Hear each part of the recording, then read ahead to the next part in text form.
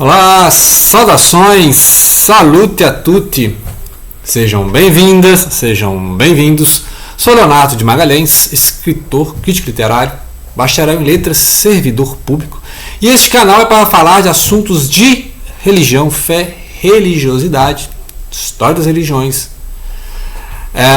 sem nenhum viés apologético, né? Então, essa é a mensagem básica. É falar de religião, crítica literária, dica de livro e tal, mas sem pregação, né? Claro que eu tenho, né, o meu ponto de vista, a minha perspectiva, porque eu também tenho fé, mas não é um canal missionário, né? Pode servir, né? Quem sabe Deus abençoar, né? Pode servir como missionário, mas não é, obviamente, que não vem defender, porque existe canais apologéticos, né, gente? Existe canal, você vê canal católico que vai falar, né? Criticar os protestantes, vai ter canal protestante que vai condenar os católicos, né?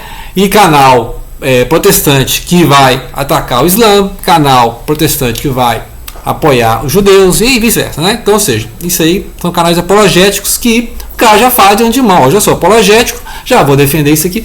E a minha crítica a esses canais é que o cara fala mais mal, detona mais a religião do outro que ele fala da própria religião. Então aí eu já acho complicado, né? Você defende a sua fé, você tem o direito de defender a sua fé. O judeu vai defender a fé, o islã vai defender a fé, o cristão vai defender a fé, ok? Mas esse canal não visa pregar nada, não sei expor as ideias. Então hoje nós vamos falar de quê? Nós vamos falar das relações do catolicismo romano com a reforma, os protestantes, os pentecostais, etc. Né? Eu sou uma religião católica, né? Ou seja, uma tradição católica e reformada. Como? Porque a minha família, 30 anos atrás, vamos dizer 30 anos atrás, ou até mais, né? Todo mundo era católico, né? Todo mundo era católico, tanto lado paterno, lado materno. E aí, ao longo do tempo, a pregação evangélica, né? Na rádio, na TV, dos vizinhos e tal. E hoje acontece que metade da minha família é católica e metade é protestante, evangélico, pentecostal, etc.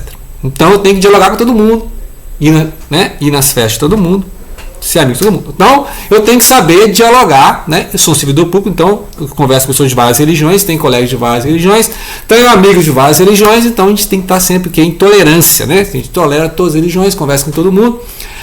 E isso desenvolve, né, ou seja, a capacidade de entender que existe muitas afinidades das religiões, dos vários grupos, e tem algumas diferenças também. Só que o apologeta vai pegar as diferenças. Né? Quando você faz um debate, o cara vai pegar as diferenças, não vai pegar as semelhanças. O meu interesse é mais as semelhanças. Né? Então, cada um com a sua fé, cada um defende a sua fé, mas que não visa atacar fé nenhuma, só expor o que eu penso. Então, né, as minhas primeiras lembranças foi no catecismo, né? Lá nos anos 80, foi no catecismo. Meu pai era católico. Quando eu fiz 10 anos, meu pai foi para uma igreja reformada de viés luterano, arminiano, né?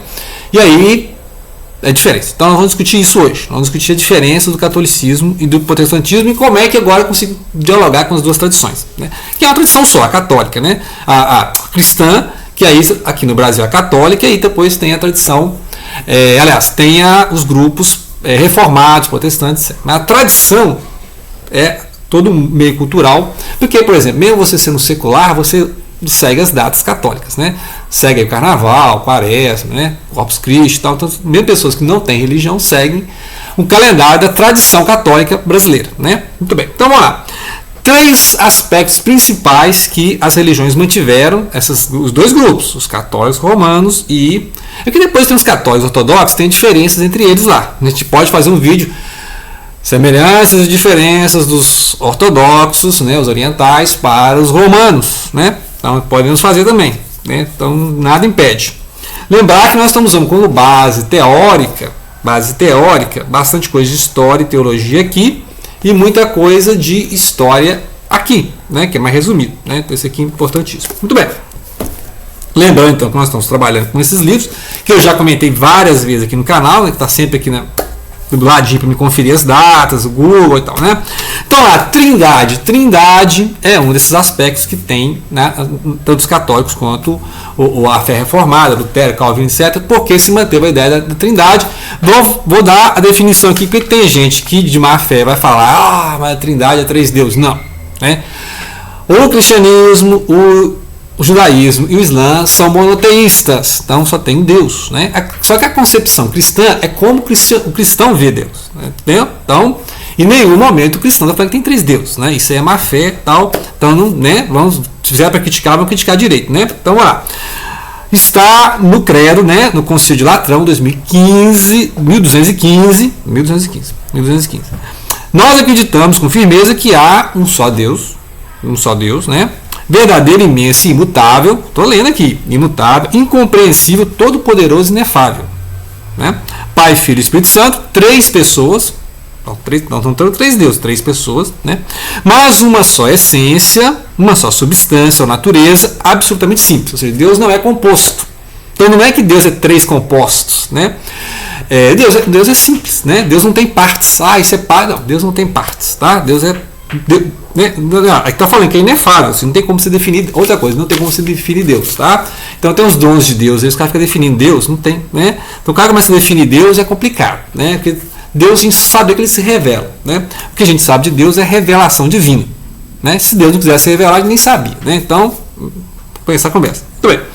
Então, a questão da Trindade, aí tem as diferenças dos grupos que creem na Trindade, né? Que toda essa discussão lá dos primeiros concílios, né? A natureza de Cristo, né? Homem e Deus ao mesmo tempo. Então, a questão do Logos, Jesus é apenas receptáculo do Logos. Tem a questão do nestorianismo. Vou fazer aqui um vídeo sobre essa questão da cristológica, né? Lá nos primeiros concílios.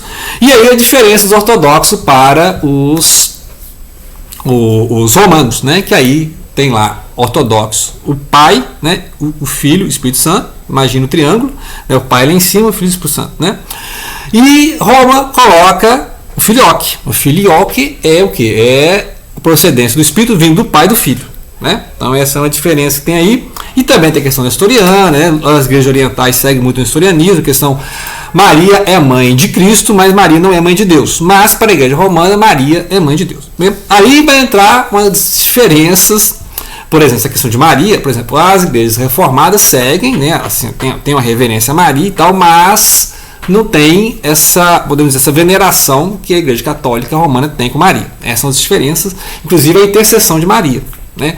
E a intercessão dos santos e santas. Então eu conheço pessoas que reverenciam os santos e tal, mas que não acreditam na intercessão, ou seja, que você orando, rezando para esses santos, eles vão intervir junto a Maria, junto a Jesus, Deus e tal, né? Essa é a intercessão, que é já aí uma diferença católica, né? O católico tem essa diferença em relação a não só aceitar que existem os santos e as santas, né? A devoção a Maria, mas no sentido de que ela pode interceder por nós, né? Diferença aí. E aí tem também os grupos no cristianismo que vão debater essa questão da Trindade. Tem grupos não trinitários, né? Por exemplo, o mais famoso, né, é o Testemunho de Jeová, que é estudantes da Bíblia, que aí merece um vídeo à parte discutir a questão da Trindade da STJ aqui, que é interessante isso aí. Muito bem. Vamos à questão de domingos e Páscoa, domingos e festas. Então a maioria das religiões, também reformadas, junto com o catolicismo, seguem o domingo. Né? O domingo, as Páscoas, as liturgias, né? Não, a questão da Santa Ceia, da Eucaristia, né? A questão do batismo, todas elas vão seguir, né? Esses ritmos, né? Esses ritos, né? E esses ritmos, questão do calendário, né? O calendário, geralmente é o calendário católico que se aceita, né? Essas datações. E a questão do batismo, existe o batismo de criança, né? Que é o pedobatismo. O pedobatismo é o batismo das crianças, né? Que aí também desde o início da igreja tinha esse batismo. Porque morria muita criança, né? A mortalidade de criança era muito grande, então os pais queriam, né, preservar a vida eterna dos filhos. Então, essa é uma questão para discussão também, né? Mas aí os católicos presbiterianos têm esse culto, essa prática do batismo da criança, mas aí os reformados já cortaram isso aí. Tem a apresentação, né? A gente vê igrejas que tem o pai leva, né? Que é igual os judeus também. Os judeus eles tinham a circuncisão, né? O Islã também tem a circuncisão e apresenta a criança à comunidade, né? Então leva os pais lá na sinagoga, na mesquita. Lembrar que os judeus e o Islã não tem batismo, né, da criança, é uma apresentação, né, e que eu saiba, o Islã não tem batismo, né, a criança já vai sendo educada no islamismo, né. A questão da Eucaristia é aquela questão da transubstanciação e a consubstanciação, né, e a coisa simbólica, né, é simbólico, né. Então tem essas três leituras da Eucaristia. Para o catolicismo, né, tem essa questão sacramental e é uma transubstanciação, né? E a consubstanciação é a mais da linha luterana, né? Outro importante pilar que tem também aqui é a Bíblia Sagrada, né? Então tem aqui uma Bíblia católica imensa que os sapienciais, né, imensas aqui. Então, ou seja, eu uso muito a Bíblia de Jerusalém, né? Então, ou seja, eu leio os deuterocanônicos, então nesse ponto eu estou bem católico, né? Ou seja, eu leio a Bíblia, eu tenho Bíblia católica e também tenho minhas ressalvas à sola escritura. Já citei aqui o Eduardo Arendts, vou deixar aí, que é a questão ali de discutir a sola escritura. É capaz cada um interpretar a Bíblia? E eu mostrei lá as questões disso, a minha opinião, tá lá nos vídeos também, de que eu sou muito suspeito para falar da sola escritura, que é uma das questões que eu concordo com os católicos. Então você é muito católico. Sim, né? Os católicos têm razão, porque esse monte de igreja que você vê é cada um interpretando. Você pergunta algumas questões para algumas pessoas e cada um tem uma resposta. Então você vai na Batista, você ouve uma questão, você vai na Adventista, você ouve uma questão, uma resposta, você vai na TJ, ouve uma resposta. Então, cada igreja que você vai bater na porta, você vai ver uma resposta, porque elas são descentralizadas, os pastores dentro, né? Aí você tem a Adventista Reformada, Sétimo Dia, Batista Reformada, Batista Betel, tal. E aí, essa questão de cada grupo vai interpretar a Bíblia a seu bel prazer, e é complicado. Né? Aí, só que não estamos tirando a autoridade da Bíblia, etc. Né? A questão é que o católico adiciona à Bíblia Sagrada a questão da tradição e do magistério. Tradição e magistério. Né? Importante isso aí. E aí tem essas diferenças, né, do deuterocanônico, são esses livros que tem a mais na Bíblia. Né? Você pegar a Bíblia de Jerusalém, está lá Macabeus, primeiro e segundo Macabeus, né? Tobias, Judite, Sabedoria e o Abacuque, se não me engano, né? E o Eclesiástico. Né? O Sabedoria Eclesiástica, tenho certeza. Eu leio muito, né? Sabedoria Eclesiástica. Então, ou seja, é chamado deuterocanônico. Tem Bíblias etíopes, né? Que tem um monte de livros. Então, meu sonho é ler todos esses livros, né? Os apócrifos. Eu quero ler tudo, né?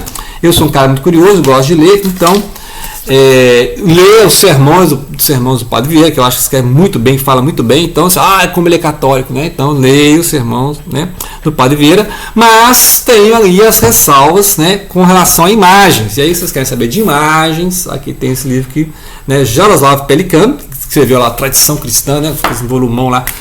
Tradição Cristã está na minha lista de compra, como diz, né? Lista de sonho de consumo. E aqui né, depois eu vou fazer só se for mostrar todas as ilustrações, né?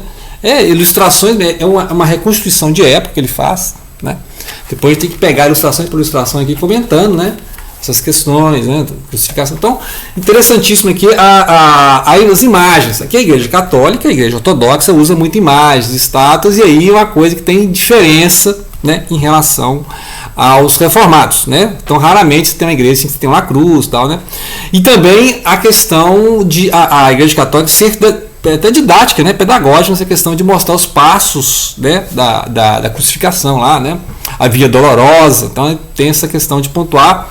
E enquanto que eu vejo nas igrejas reformadas mais uma ênfase na ressurreição, né, eu vejo, né, assim, nos cultos que eu acompanho, eu vejo que tem uma ênfase à glorificação de Jesus, enquanto você vê nas igrejas católicas, né, geralmente tem lá um Cristo crucificado, né, as chagas de Cristo, então tem uma comoção mais. Isso é barroco, né, a gente pode analisar isso depois, vai falar aqui, né, dessa questão do barroco, essa ideia do sofrimento, né? Então parece que é uma ênfase no sofrimento de Cristo, né, do Cristo na cruz, né, tem uma questão assim que se explica culturalmente pelo aspecto da Contra-Reforma, né, que é justamente o barroco que o Padre Vieira. Então acho interessantíssimo entender a igreja no Brasil através do Padre Vieira, o Padre Anchieta, né, tal, esse diálogo da tradição, porque a tradição reformada ela veio depois que o Brasil já era católico, né, então já os holandeses lá no século XVII, tal, né, inclusive o Padre Vieira detona os holandeses aqui, nas calvinistas, né, tem as invasões holandesas no Brasil, tem um livro fantástico, Arrancados da Terra, que vai mostrar isso, né. Já falei no canal aí, Arrancados da Terra, do Lira Neto. Então vai mostrar essas diferenças de concepção a questão a concepção do Cristo, né? Glorificado, crucificado, etc. Outra coisa interessante de comparar aqui é a questão dos monastérios, a vida monástica, né? Os reformados não têm muita ênfase na questão de isolamento, né? Não tem essa questão de os padres não casarem, né? Porque isso é uma questão católica, né? De isolamento, mesmo celibato, e os reformados, os pastores são casados, têm família, né? E aí essa questão de se isolar é uma coisa assim que interessante. Tem no hinduísmo, né? Os yogis se isolam, os budistas, tem os monges budistas, né? Ainda mais lá no Tibete, né? Se isolam nas montanhas. No judaísmo e no islamismo, raramente, né? O judaísmo, não sei se tem algum ramo do judaísmo que se isola, que tem mosteiro, né? Monge judeu, né?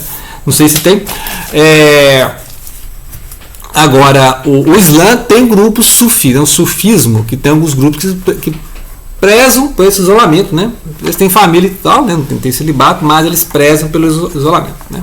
Então é interessante pegar a questão aqui do sinergismo e monergismo. Tem uma lista que eu fiz aqui, nem vai dar para falar tudo, né?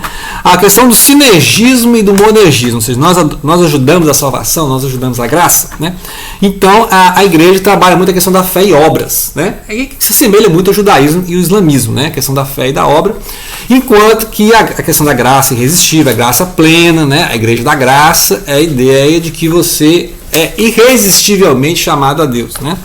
E que as obras são, né? As obras vêm naturalmente dessa chamada graça, mas não há mérito algum, né? Se você realizar boas obras pelo Espírito, não é mérito seu, tal, né? Enquanto que o judaísmo e o Islã tem essa questão dos méritos, você seguir a liturgia, seguir as orações, as 5 orações diárias, 3 orações diárias, seguir os 603 mandamentos, seguinte lá Maimônides, né? Então, seguir toda a Sharia, né? do Islã. Então, tem essa questão das duas coisas. E o catolicismo também tem isso, né? O catolicismo tem muita questão da caridade, né? E você vê, na reforma não tem reforma, é sola fide, né? Sola fide, que é aquelas solas, né? Sola escritura, que o católico também não vai aceitar, porque, né, tem a tradição. A sola fide, a sola gratia, né? E aí tem os solos Christus e o solo Deo gratia, que é essa questão do solo Cristo, aquela questão lá dos santos e das santas, de Maria, né? Essa questão, por que tem o solo Christus. E o solo Deo gratia também é questão, né, dos santos e das santas. Né? Fala, você está adorando, mas não entender a questão da veneração, né? Então é uma questão aí, e aí fica um lado puxando um lado, é interessante que é falta de diálogo, né? Um lado puxando para o outro, como se o católico adorasse Maria igual adora a Jesus e, né, Deus, né? Questão católica. Então, ou seja, eu vejo assim, entre as pessoas a falta de diálogo impressionante de um atacando a fé alheia sem entender essas diferenças pontuais. Cada uma dessas diferenças pode ser discutida em um vídeo, posso fazer um vídeo sobre cada uma dessas diferenças, mas o importante é vocês entenderem, né, que existe a questão da Trindade, a questão da Bíblia Sagrada e a questão, acho que esqueci a terceira aqui, a questão de domingos e Páscoa, e a Páscoa, né, a Eucaristia. Porque existem tradições dentro do cristianismo, igual eu falei, tradições lá não trinitárias, tem tradições sabáticas, né? Igreja batista no 7º dia, igreja adventista no 7º dia, que aí algumas diferenças dentro do cristianismo, são cristãos, trinitários e tal, mas tem a questão do dia de guarda, seu sábado, semelhante aos judeus, né? E lembrando que o dia de guarda do Islã é sexta-feira. Então você vê que, né, essas diferenças pontuais, Deus é um só, mas cada um vai interpretando e seguindo de acordo com suas tradições. Muitas vezes essas diferenças são culturais, né? Faça uma pesquisa aí, essas diferenças são culturais, né? E aí cada um lê na sua tradição, ok? Então fique interessado nesse vídeo, vou fazer a segunda parte, pontuando principalmente essa questão do livre-arbítrio, né? Porque aí a gente vai falar do calvinismo, do arminianismo e do molinismo, né? O Molina, que é um católico, né? Então, você não é calvinista nem arminiano, você não é protestante. Então você é católico e você é molinista, né? Então podemos debater isso aí, né? Ou seja, não ser nem calvinista nem arminiano, mas ser molinista. Então pode fazer um vídeo sobre essa questão da graça irresistível, né? Da graça plena, do livre-arbítrio, ok? Esse vídeo está ficando 18 minutos já, incrível, né? Mas é um assunto que rende, tá? Então é um assunto que rende, tem alguns livros aqui, e depois eu faço mais uns vídeos pontuais sobre esse assunto das relações do catolicismo romano e o protestantismo ou a fé reformada ou evangélica, né? Obrigado pela atenção. Não deixem de compartilhar.